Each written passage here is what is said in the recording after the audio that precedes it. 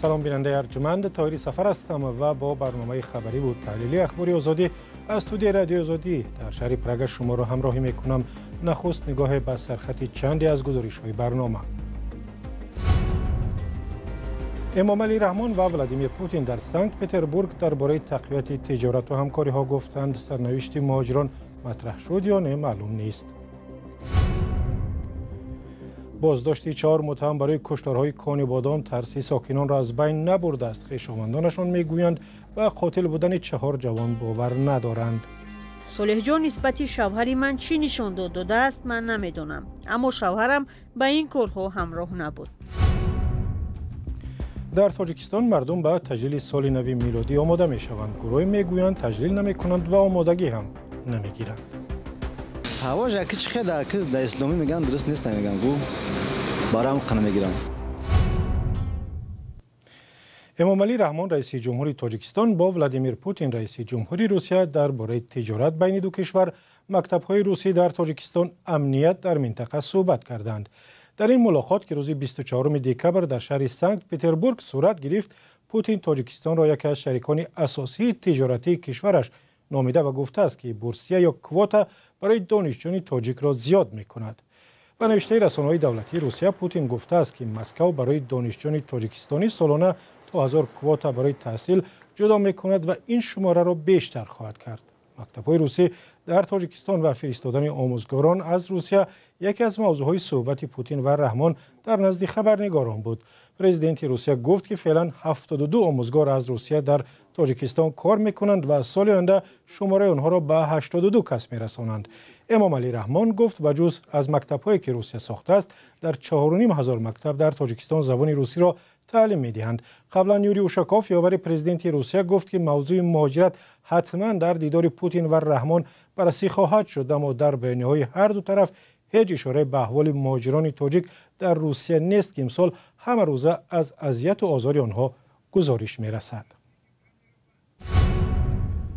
گفتگوی امام علی رحمان و ولادیمیر پوتین امروز در چارچوب نشست رهبران کشورهای مشترک المنافع ادامه می‌کند، ولی ایلهام علیف رئیس جمهوری آذربایجان در نشست حضور ندارد چون به سبب سقوط هواپیمای آذری به شهر باکو برگشت.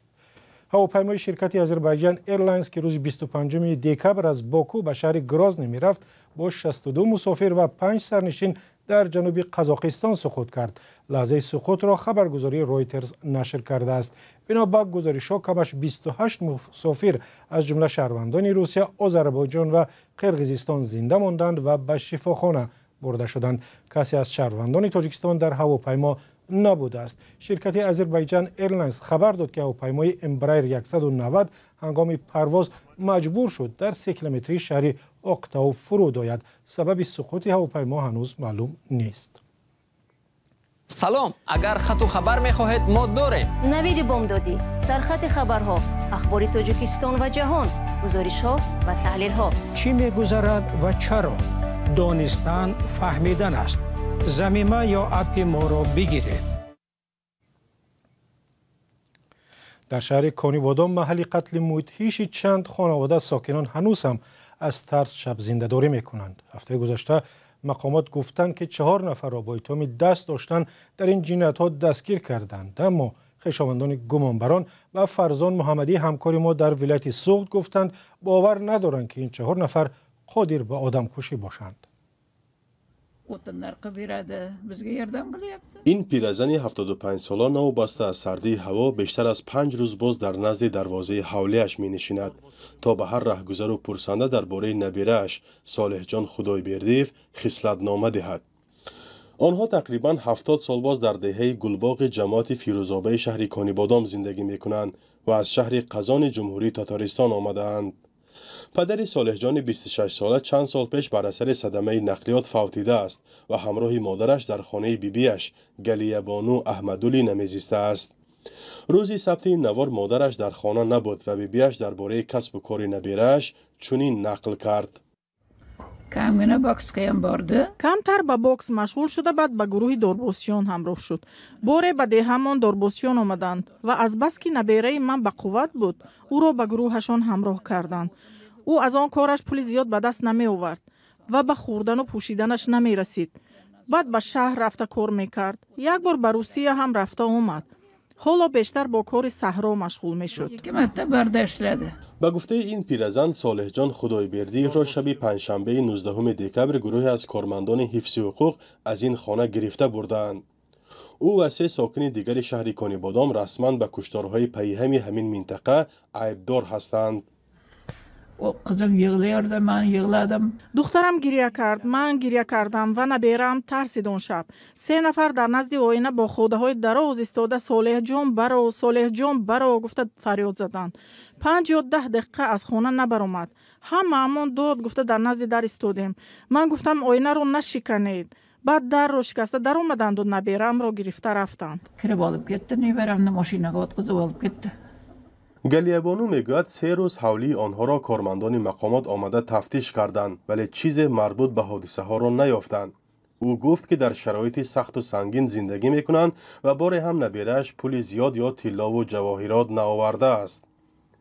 احد جان تختایفی 27 ساله نیز ساکن همین دهه است و همراه مادرش زندگانی میکرده است. روزی سبت نوار دروازه حولیشان قفل زده بود و نظر پیوندان آنها عاید بازداشت شدنش معلوم نیست. همدهگانش در صحبت حضوری گفتند که او همچون کارآموز در نزد یک قصاب محلی کار میکرد و از این حساب روز میگذراند.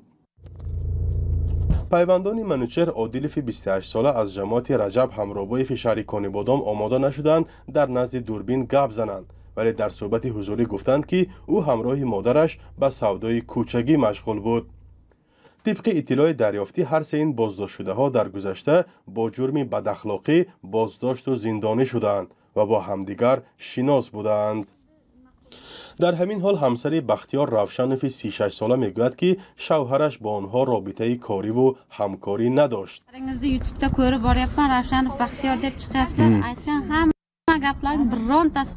همه گپ‌هایی که درباره روشنوف بختیار گفته ایستادند نادرست است. صالح جان نسبت شوهر من چی نشان داده است من نمیدونم، اما شوهرم به این کارها همراه نبود. من با باوری 100% میگویم. بعد این حادثه ها بار هر دویمون برای چوروارانی به صحرا رفتیم و دیدیم که در یک طرف کاغذ ها هست. من به او گفتم اگر همه این کاغذ ها پول باشد شما چی کار میکردید؟ وی گفت من آنها را گرفته به یتیم خانه میدادم. مگر آدمی که همین خیلی دل و نیت دارد آیا از دستش چنین کارها می آید؟ بختیار روشنوف پسرخاله صالح جان خدایبردیف بوده است. به گفته پیوندانش کسب بختیار کفشرگری بوده، پیشتر در مهاجرت کاری کشور روسیه هم قرار داشته است، اما چند سال آخر در ساختمان‌های محلی کار می‌کرده است. بختیار روشنوف همراه همسر و فرزندان و پدر و مادرش در دهه سنجیزار همین شهر زندگی می‌کنند. در حالی که معلوم نیست مقامات مخصوصاً به کدام کشتارها این فرد را عیبدار می‌دانند، بعد کشتار 2 عائله در این دهه اول تابستان امسال او را نیز 5 روز بازداشت و سپس رها کردند. دیگر پیوندانش نیز به بیگناهی او اصرار می‌ورزند و میگویند در شب حادثه‌های اخیر کشتارهای پرسر و صدا نیز با هم در یک حولی بودند. وای بچه ناز بود. من اینجا هم ما یک جا کلان شدگی ما. من این پایین بالا خانه ما. این کار نمی‌کند. من 100% باوریم های. بازداشت 4 گمانبر نو در حال است که ماه نوامبر امسال دادگاه عالی مراد ستارف 43 ساله را به کشتار عائله احمدوفا و ابراهیموفا در دهه سنجیدزار عیبدار دانست و به حبس ابد محکوم کرد. مادر مراد ستارف میگوید او 1 سال اخیر به حیث پاسبان در مکتب دهه کار میکرد و یگانه نانآور خانه بود. این پیرزن 75 ساله میگوید که شب 28 و 29 می پسرش همراهش بود و به هیچ کجا نرفته است. عیبدار نه، همه مکتب کار کرده، چای داده، آقا آموزش دنده، کشته داده، شوشتگی، خانم می بیاد و اینجا سرانده میدانچه میوسلا می بیاد اینجا رفتگی هم نه، دیدگی هم نه، برامدگی هم نه خانه. مراد ستارف صاحب همسر و 2 فرزند بوده است. پدرش 12 سال پیش وفات کرده است. خواهر و برادرانش در قرقیزستان عمر به سر میبرند و شهروندی آن کشور را داشتند. دادستانی کل تاجیکستان روز 21 دکبر خبر داد که جنایت‌های وابسته به کشتارهای کانیبادام کشاده شد و در این زمینه 4 گمانبر دستگیر شده است. این بازداشت و زندانی شدن برخی از گمانبران در حالی است که هنوز هم ساکنان شهر کانیبادام آرامی مطلق را احساس نمی کنند. شبها گلخن می افروزند، در کوچه ها نوبتداری می کنند و خانه و در و عائلهشان را از هر گونه حادثه های مدهش محافظت می نمایند. فرزان محمدی، رادیو آزادی، شهر کانیبادام. بیننده ارجمند، گزارش مفصل و با جزئیات از این هم بیشتر به زودی در همین کانال آزادی ویدیو در یوتیوب و وبسایت azadi.org نشر می شود.